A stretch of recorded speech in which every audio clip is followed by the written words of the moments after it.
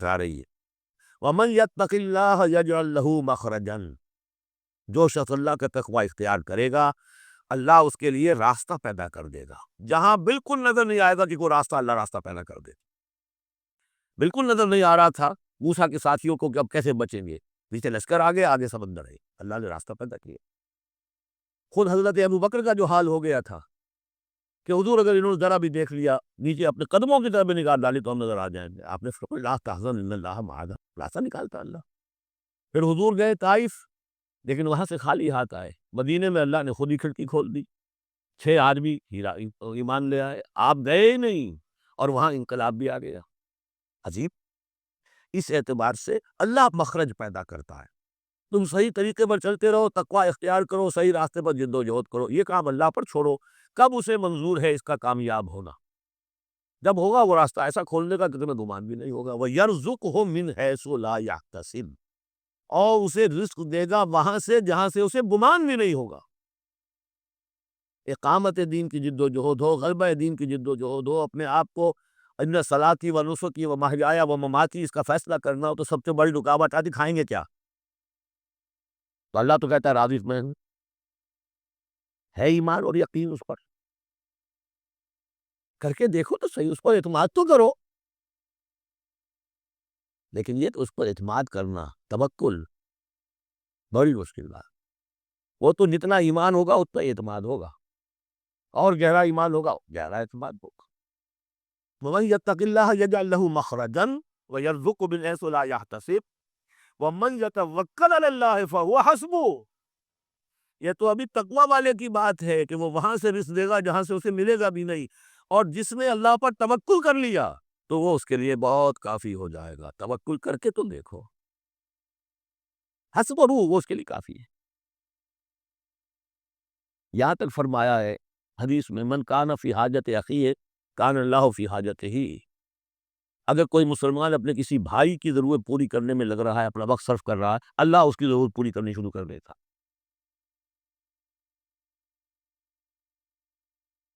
فکر ماں در کار ماں آزار ماں، کار ساز ماں بے فکر کار ماں، یہ فارسی شاعری کے اندر یہ دینی حقائق ہے۔ کار ساز ماں بے فکر کار ماں، میرا کارساز میرے کاموں کی فکر کر رہا ہے، میں نے اپنے آپ کو اس کے کام کے لیے لگا دیا۔ اور دنیا میں بھی ذرا سا بھی کوئی شریف انسان ہوگا، آپ اس کے ہو جائیں وہ آپ کو چھوڑ دے گا؟ پھر کہ شرافت ہو، مروت ہو اس میں، آپ اللہ کے بن کر تو دیکھیے، پھر وہ کارساز ہے۔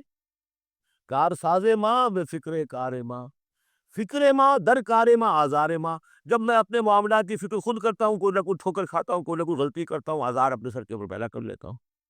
اپنے آپ کو حوالے کرو، اس کا نام ہے تفویض الامر الی اللہ، افوض امری الی اللہ ان اللہ بصیر بالعباد۔ ان اللہ بالغ امرہ، اللہ تعالیٰ تو اپنا معاملہ تو پورا کر کے ہی رہتا ہے، وہ تو دین کو غالب کرنا ہے، کرنا ہی ہے۔ کون اس کے اندر نفع کما گیا، کون محروم رہ گیا، یہ ان کی قسمت ہے۔ ابو بکر اور عمر اور عثمان اور علی اور عبد الرحمن ابن عوف یہ اپنی بازی جیت گئے، ابو جہل ابو لہب محروم رہ گئے۔ یہ تو ہم ان کا معاملہ ہے، اللہ کو اپنی بات پوری کرا دے گا، اور اس دنیا کے ختم ہونے سے پہلے پہلے پورے عرضی پر اللہ کا دین غالب ہوگا، یہ ہونا ہے۔ دیکھنا یہ ہے کہ تم اس بہتی گنگا میں کو ہاتھ دھونے کو تیار ہو یا نہیں، یا تم محرومین کی فہرست میں اپنے آپ کو لانا چاہتے۔ بس اپنا تل مندل لگا دو، اس کے اندر تمہاری ہڈیوں کا چورا ہو کر بھی اس نئی تعمیر کی بنیادوں میں اگر لم جائے تو بہت بڑی کامیابی۔ قد جعل اللہ لکل شیء قدرا، بہت عمدہ مقام ہے، اللہ نے ہر چیز کے لیے ایک اندازہ مقرر کیا ہوا ہے، کب اللہ کی مدد آئے گی یہ بھی اس نے طے کیا ہوتا ہے۔ You have to qualify, pre qualification conditions ہیں، تب مدد آئے گی، نہیں آتی مدد۔ اپنا سب کچھ لگا دو، پھر کہو کہ اللہ میری 15 برس کی کمائی کل میدان میں نے ڈالی ہوگی، 15 برس کی کمائی، دن کی اور رات کی کوششیں ہیں میری، صبح اور شام کی کوششیں ہیں میری، 15 برس وہ میدان میں نے لا کے ڈال دی۔ تب پکارو اللہ کو، اپنا مال بچا کے رکھنا ہے، اپنی مستقبل کو بھی بچانا ہے، اپنی اولاد کو بھی بچانا ہے، اور اللہ کا دین غالب ہو جائے، کہیں نام لکھا کے کسی جماعت میں شامل ہو کر بڑا تیر مار دیا، گویا کہ اللہ تعالیٰ تو جانتا ہی نہیں۔ کتنی کنٹینیوشن ہے، کتنا اثار ہے، کتنی قربانی ہے، کتنا وقت ہے، کتنی محنت ہے، اللہ جانتا ہے۔ باقی اس نے ہر چیز کا ایک اندازہ مقرر کیا ہوا ہے۔ یا رسول اللہ اخبرنی بعمل یدخلنی الجنت ویباعدنی عن النار۔ اب میں نے عرض کیا، اے اللہ کے رسول مجھے بتائیے وہ عمل جو مجھے جنت میں داخل کر دے اور مجھے جہنم سے، آگ سے دور کر دے۔ قال لقد سألت عن عظیم، آپ نے فرمایا تم نے بہت بڑی بات پوچھی ہے۔ یہ گویا تحسین کا کلمہ، شاباش، تم نے وہی بات پوچھی جو حقیقت پوچھنے کی۔ اس طویل حدیث میں الفاظ ہے بخن بخن، یہ عربوں کا ایک کلمہ ہے کسی کی تحسین کے لیے، تم نے بہت اچھا کہا۔ تو میں کہا کرتا ہوں کہ اردو میں ہم کہتے ہیں بہت خوب بہت خوب، تو بہت کی بے آ گئی، خوب کا خے آ گئی، تو بخن بخن، تم نے بہت اچھا پوچھا ہے۔ لقد سألت بشیء عظیم ثلاث مرات، حضور نے 3 دفعہ فرمایا تم نے بڑی عظیم بات پوچھی ہے، بڑا عظیم سوال کیا ہے۔ وَإِنَّهُ لَيَسِّيرٌ عَلَىٰ مَن يَسَّرَهُ اللَّهُ عَلَيْهِ، اور یہ بات جو بہت بڑی ہے، آسان بھی بہت ہے اس کے لیے جس کو اللہ آسان کر دے، توفیق اللہ کی طرف سے ملے گی۔ لیکن یہ کہ جس کو اللہ تعالیٰ آسان کر دے، جس پر اس کا فضل ہو جائے، اس کے لیے بہت آسان۔ وہ کیا ہے؟ تعبد اللہ لا تشرک بہ شیئا، اللہ کی بندگی اور پرستش کرو، اس کے ساتھ کسی شے کو شریک نہ کرتے۔ اب یہاں نوٹ کیجئے کہ یہ شرک جو ہے اور عبادت، یہ کس قدر جامع الفاظ ہیں۔ عبادت پوری زندگی میں اللہ کی اطاعت مطلق، اس پر تفصیل سے گفتگو ہم کر چکے، اور وہ بھی اللہ کی محبت سے سرشار ہوتا۔ ہاں کبھی خطا ہو جائے تو توبہ کر لی جائے، دعا کر لی جائے، اللہ سے استغفار کیا جائے، لیکن یہ نہیں کہ مستقلاً کسی ایک گناہ کو بھی اپنی زندگی میں شامل کر لیا جائے مستقل طور، جیسے ہمارے ہاں ہو رہا ہے۔ حج بھی ہو رہے ہیں، نمازیں بھی ہیں، گبرے بھی ہیں، سودی کاروبار بھی ہے۔ اب یہ سودی کاروبار جو ہے یہ تو باقی ہر شے کی نفی کر دے گا۔ تو تعبد اللہ لا تشرکوا بہ، اور شرک، شرک فی الذات بھی ہے، شرک فی الصفات بھی ہے، شرک فی الحقوق بھی ہے۔ یا ہم سمجھتے ہیں شرک شاید صرف یہی ہے کہ بتوں کو سجدہ کیا جائے، یا بعض جو بھی ہے زیادہ جو حساس ہے وہ اللہ کی صفات میں کسی کو شریک کر دینے کو بھی، اللہ کی ذات میں شریک کر دینے کو بھی شرک سمجھتے ہیں۔ لیکن اللہ کے حقوق میں شریک کر دینا، شرک عملی کیا ہے اور توحید عملی کیا ہے، اس سے عام طور پر لوگ ناواقف ہیں۔ تو فرمایا تم اللہ کی پرستش اور بندگی کرو، اس کے ساتھ کسی شے کو شریک نہ کرتے ہوئے، نفی بھی ساتھ آ گئی، لا الہ الا اللہ، نفی بھی ہو گئی، وہ الہ نہ ہو تمہارا سوائے اللہ کے، اور تم پرستش نہیں کرو صرف، بلکہ بندگی کرو، اطاعت کرو، کلی اطاعت، اس کی محبت سے سرشار ہو کر۔ وَتُقِیمُ الصَّلَاةَ مضبوط زکوٰۃ، اور یہ کہ تم نماز قائم رکھو اور زکوٰۃ ادا کرو، وَتَصُومُ رمضان، اور رمضان مبارک کے روزے رکھو، وَتَحُجُّ الْبَیْتَ، اور اللہ تعالیٰ کے گھر کا حج کرو۔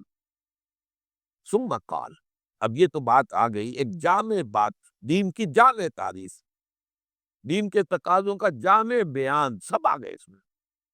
عبادت میں پوری زندگی کی اطاعت، شرک میں ہر نوع کے شرک سے بچنا، اور پھر اس کے ساتھ نماز، روزہ، حج، زکوٰۃ، جو کہ ارکان اسلام میں سے، جس کی بنیاد پر ہمارے معاشرے کا ایک خاص رنگ بنتا ہے، ہماری ایک تہذیب وجود میں آتی ہے، ہمارا ایک خاص تمدن ہے اسلامی زندگی کا، یہ اصل میں نماز، روزے، حج اور زکوٰۃ سے اس کی تشکیل ہوتی ہے۔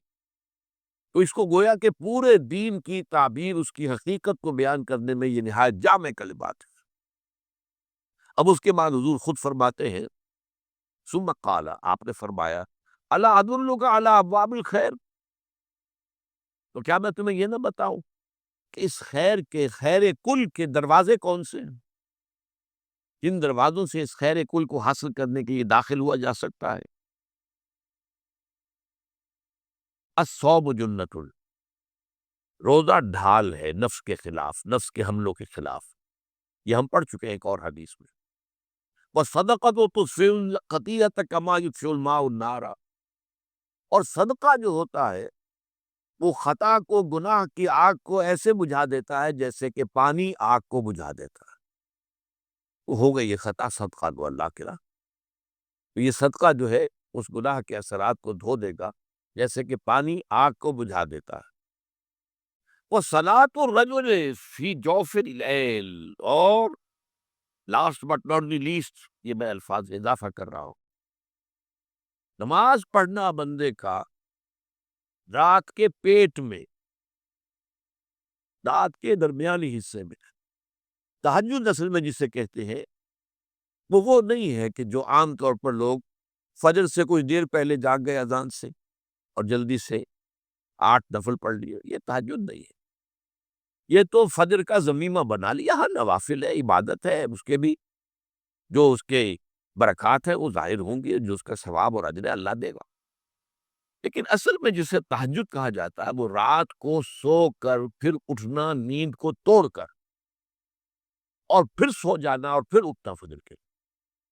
جوف کہتے ہیں پیٹ کو کسی شے کے، جوف اللیل، رات کے بطن میں، رات کے درمیان میں، یعنی نصف رات گزر جائے اس وقت سے انسان جو ہے وہ نماز پڑھے، اور پھر ثلث رہ جائے تو پھر جاگ جائے، پھر سو جائے، اور پھر اس کے بعد اٹھے فجر کے لیے اور سنتیں پڑھے اور آئے مسجد کے اندر۔ تو یہاں آپ نے فرمایا وَصَلَاةُ الرَّجُلِ فِي جَوْفِ اللَّيْلِ، اور اپنے اس قول کے لیے حضور نے آیتیں تلاوت فرمائی، وہی دو آیتیں۔ یہاں یہ سورہ سجدہ کی آیت نمبر 16 اور 17 ہے۔ تتجافا جنوبہم عن المضاجع، اللہ تعالیٰ اپنے خاص محبوب بندوں کی یہ صفات بیان کر رہا ہے کہ ان کے پہلو اپنے بستروں سے علیحدہ رہتے ہیں، رات کے وقت جاگتے رہتے ہیں، بستر پر لیٹیں گے تو سو جائیں گے۔ تتجافا جنوبہم عن المضاجع یدعون ربہم خوفا وطمعا، وہ اس وقت اپنے رب کو پکارتے ہیں، دعائیں کرتے ہیں، خوف کے ساتھ بھی، اس کے مواخذے کا خوف، اس کے عذاب کا خوف، اس کے باز پرس کا خوف، اس کی ناراضی کا خوف، جہنم کا خوف، و طمعاً، اور طمع کس کی؟ اللہ راضی ہو جائے، اللہ کے اجر و ثواب کی بھی طمع ہو، لیکن سب سے بڑی طمع کیا ہے؟ اللہ مجھ سے راضی ہے، اس لیے سب سے اونچا مقام یہی ہے، رضی اللہ عنہم ورضوا عنہ، اللہ ان سے راضی ہو گیا، وہ اس اللہ سے راضی ہو گئے۔ یہ باہمی رضا ہے، بندہ اپنے رب سے راضی رہے، وہ ہے کہ تسلیم و رضا، جو بھی دنیا میں آ رہا ہے اس پر شکوہ، اللہ کا شکوہ زبان پر نہ لائے، جو بھی آ رہا ہے یہ میرے رب کی طرف سے ہے، وہ میرا مولا ہے، آقا ہے، دوست ہے، میرا خیر خواہ ہے، اسے معلوم ہے کہ اس شر کے پیچھے کون سا خیر آ رہا ہے، مجھے کیا پتا، مجھے تو شر نظر آ رہا ہے، خیر تو نظر نہیں آ رہا۔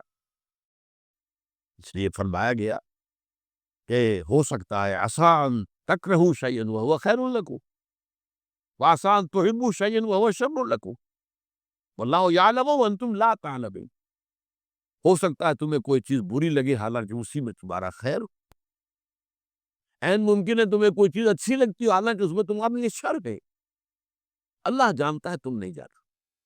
اس کیفیت کے اندر دنیا کی زندگی گزارے، اللہ تعالیٰ آخرت میں اسے راضی کر دے گا، اللہ اس سے راضی ہو جائے گا۔ تو یہ ہے در حقیقت اللہ تعالیٰ کے لیے صلاۃ الرجل فی جوف اللیل کا، کہ اس میں تتجافا جنوبہم عن المضاجع یدعون ربہم خوفا وطمعا ومما رزقناہم ينفقون، اور جو کچھ ہم نے انہیں دیا ہے اس میں سے خرچ بھی کرتے ہیں۔ اب اس کی کیا ہے، اس کا بدلہ کیا ملے گا؟ فلا تعلم نفس ما اخفی لهم من قرۃ اعین جزاء بما كانوا يعملون، تو کسی انسان کو پتہ نہیں ہے اس کے لیے اللہ تعالیٰ نے آنکھوں کی ٹھنڈک کا کیا کیا سامان فراہم کیا ہوا ہے، جنتوں کی نعمتوں کا تم اندازہ نہیں کر سکتے۔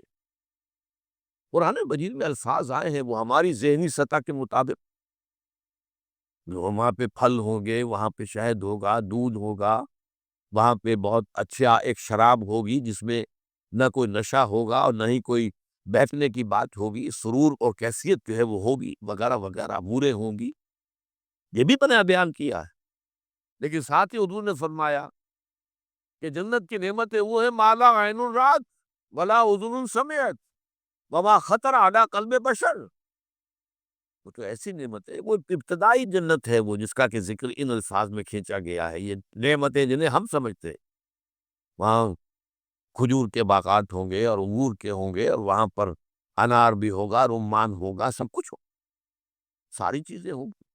لیکن اصل میں اعلیٰ جنت جس کی طرف کہ پھر اللہ تعالیٰ کے وہ بندے جن کا ایمان گہرا تھا، وہ ان کو جو اوپر سے اوپر کی جنت میں لے جایا جائے گا رفتہ رفتہ.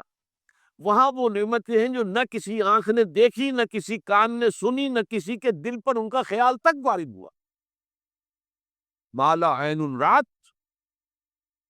ولا اذن سمعت وما خطر علی قلب بشر. تو یہاں پر بھی فرمایا فلا تعلم نفس ما اخفی لهم من قرۃ اعین. تو کسی کو معلوم نہیں ہے اللہ نے کیا کیا چیزیں مخفی رکھی ہوئی ہیں اپنے خزانہ فیض کے اندر، ان کی آنکھوں کی ٹھنڈک کے لیے. جزاء بما کانوا یعملون، اور یہ بدلہ ہوگا ان کا ان اعمال کا جو وہ کرتے رہے. تو یہاں تک حضور نے یہ دونوں آیتیں جو ہیں حوالے کے طور پر، خاص طور پر تتجافی جنوبهم عن المضاجع کے حوالے سے، جو کہ حدیث میں الفاظ ہے وصلاۃ الرجل فی جوف اللیل ثم قال. اس کے بعد یوں سمجھیے کہ حضور کا دریائے سخاوت جو ہے اور جوش میں آیا ہے. ثم قال، پھر آپ نے خود ایک سوال کیا، الا اخبرک براس الامر وعمودہ وذروۃ السنام، ذروۃ السنام. اے معاذ، کیا میں تمہیں یہ نہ بتاؤں کہ اس معاملے کی جڑ کیا ہے، بنیاد کیا ہے، اور اس کا عمود کیا ہے، ستون کیا ہے، اور اس کی چوٹی کا عمل کیا ہے. اب یہی وہ ہے دین کے مختلف اعمال، ان کی باہمی نسبت کیا ہے.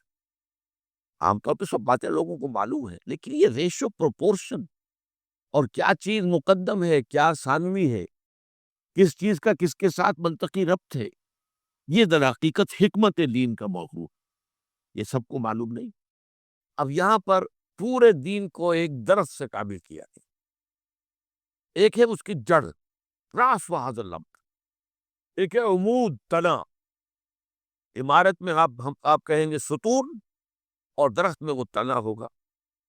وذروۃ السنام ہی، اور اس کی چوٹی کا عمل کیا ہے، چوٹی کیا ہے.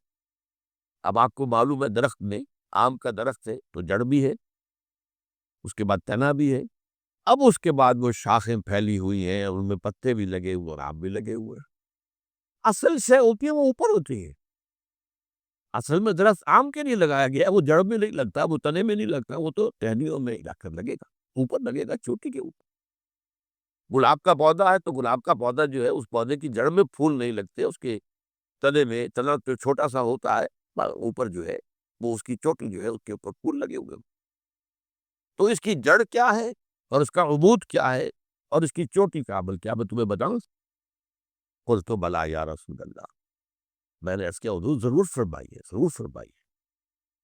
قال راس الامر الاسلام، اس معاملے کی جڑ، بنیادی منزل اسلام. یہاں اسلام اپنے اس معنی میں آیا. ایک ہے اسلام اپنے ارکان کے حوالے سے، بنی الاسلام علی خمس، شہادت اللہ الہ الا اللہ وان محمد رسول اللہ واقام الصلاۃ وایتاء الزکوٰۃ وصوم رمضان وحج البیت من استطاع الیہ سبیلا. یہ حدیث ہم پڑھ چکے، غالباً حدیث نمبر 3 تھی. اس میں اسی مجموعے کے اندر متفق علیہ ہے حضرت عبداللہ ابن عمر رضی اللہ تعالیٰ عنہ. لیکن اسلام کا بھی جیسے میں نے عبادت کا بتایا آپ کو، پوری زندگی میں اللہ کی اطاعت. اسلام کے معنی بھی ہے سرنڈر کر دینا، ہمتن. اسلام کے معنی یہ ہتھیار پھینک دینا. اس لفظ کے اندر اصل میں نقشہ یہ ہے کہ دو آدمی لڑ رہے ہیں، ایک جو ہے وہ پھینک دیتا اپنے ہتھیار، وہ یا کہ سرنڈر کر دیا. یہ سرنڈر ہے. اسلام سرنڈر ہے اللہ کے سامنے. الاسلام یہ ہے در حقیقت جڑ. وعمودہ الصلاۃ، اور عمود جو ہے اس کا تنا نماز. ویسے بھی آیا ہے الصلاۃ عماد الدین، نماز جو ہے وہ دین کا ستون ہے. وہ عماد اور عمود لفظ تو ایک ہی. وعمودہ الصلاۃ، اس کا عمود جو ہے، اس کا تنا جو ہے، اس کا ستون جو ہے، کوئی بھی عرض کر رہا تھا کہ عمارت کا تصور کریں گے، عمارت میں بھی ایک بنیاد ہوتی ہے، پھر وہ ستون ہے، ستون پر چھت ہوتی ہے، تو اسی طریقے سے درخت ہے، اس کی جڑ ہے، اس کا تنا ہے، اور پھر اوپر جو ہے برگوبار، جسے ہم کہتے ہیں برگوبار ہے۔